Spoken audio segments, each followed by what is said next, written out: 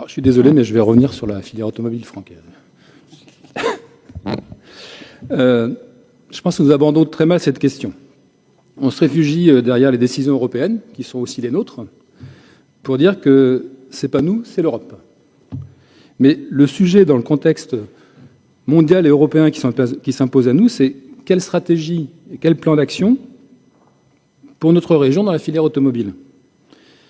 Car oui, cette filière mérite un ciblage particulier.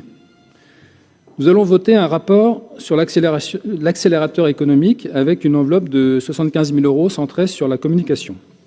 Je rappelle que les 4 piliers de l'accélérateur économique sont l'innovation, la transition, les compétences et l'attractivité.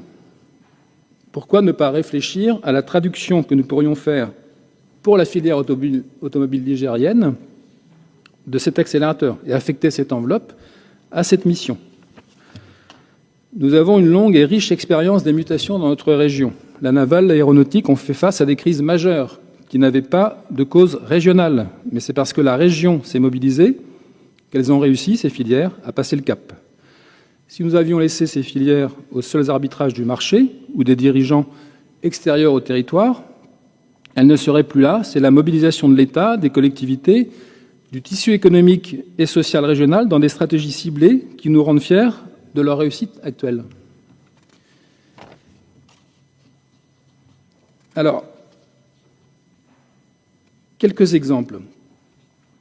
L'Union européenne a voté en mars 2025 un plan pour l'automobile, construit sur trois piliers. Innovation et numérisation, notamment une plateforme pour une alliance des véhicules connectés et autonomes. Un axe transition vers une mobilité propre, avec des aides et des dispositifs pour acquérir des véhicules zéro émission, développer des infrastructures de recharge. Et puis, un fonds innovation de 3 milliards d'euros pour garantir la souveraineté industrielle, l'approvisionnement en composants essentiels pour les industries, des mesures de protection du marché et une aide à la production de batteries en Europe. Quelle analyse avons-nous fait de ces mesures?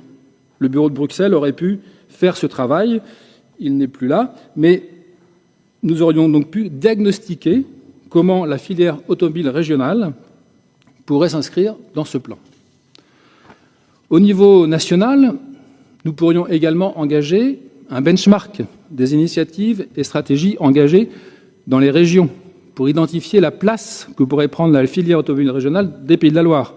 Le nord de la France est très orienté sur la production de batteries.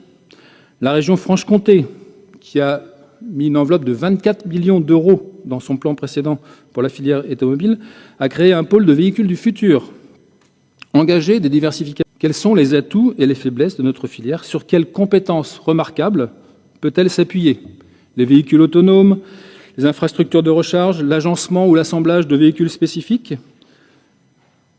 Ou devons-nous tout simplement organiser la transition vers d'autres filières si nous n'avons pas les atouts suffisants? C'est tout le sens du plan régional d'avenir pour l'automobile en Pays de la Loire, qui mérite mieux que les passes d'armes stériles que nous avons dans cet hémicycle. En région, 30 000 salariés et leurs familles attendent autre chose de notre part.